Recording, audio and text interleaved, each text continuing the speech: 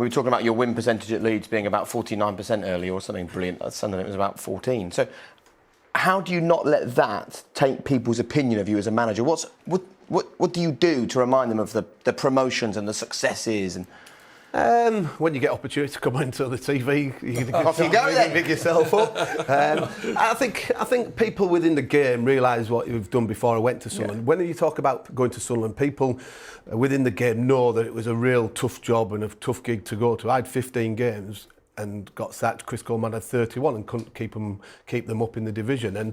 But I don't regret going, because if I'd not gone and somebody had got the club going back to the Premier League, it was a massive club, ex-Premier League club. But there was so many underlying problems that people haven't got a clue what was going on about. Yeah. And I probably didn't until I got in there and realised what I was doing. I gave up a good job of 4.5 years at Preston with a fantastic owner who was debt-free. We'd finished 11. We had a group of players that were really, really talented. When did the alarm bells start ringing then for you? After about 2 days. When I Honestly? training.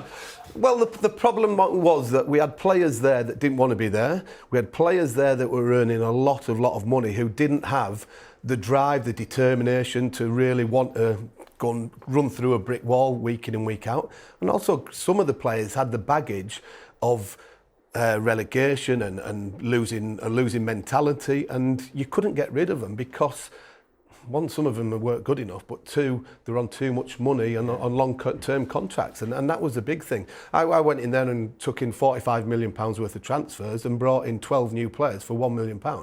Well, that's a club like Sunderland. You'd think you would get a little bit more, but you saw the owner was wanting to sell, he wanted to get out, and the best thing that probably happened is that the new owner has gone in, there's a new lease of life. We talked earlier here last week, they had 8,000 away supporters, they had 46 for a home game on Boxing Day. It's a massive football club, and it just didn't work out for myself and for Chris Coleman.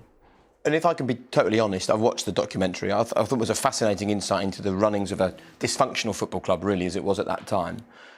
But watching it, I think you and Chris Coleman, your win percentage was almost the same.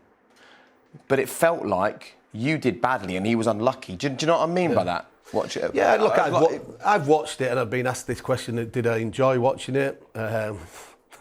Yes and no. I think the documentary was a good documentary because it was really warts and all in terms of what it meant to the supporters up in that area, what it meant sort of to everybody losing, and what it needed to happen at a football club.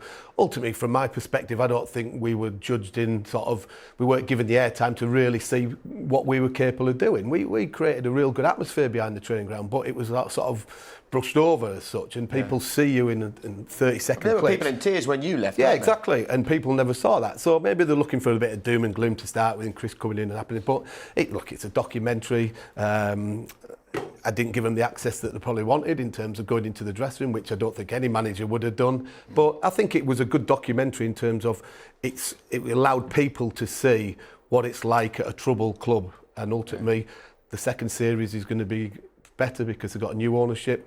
If you're going to do a documentary, why not do it if you get promoted or sack 2 managers, get a relegation and change of ownership? It's good viewing, isn't it? It was brilliant television, even if you didn't like watching it yourself. Just remind me, how many years in football? 32. How many years in management?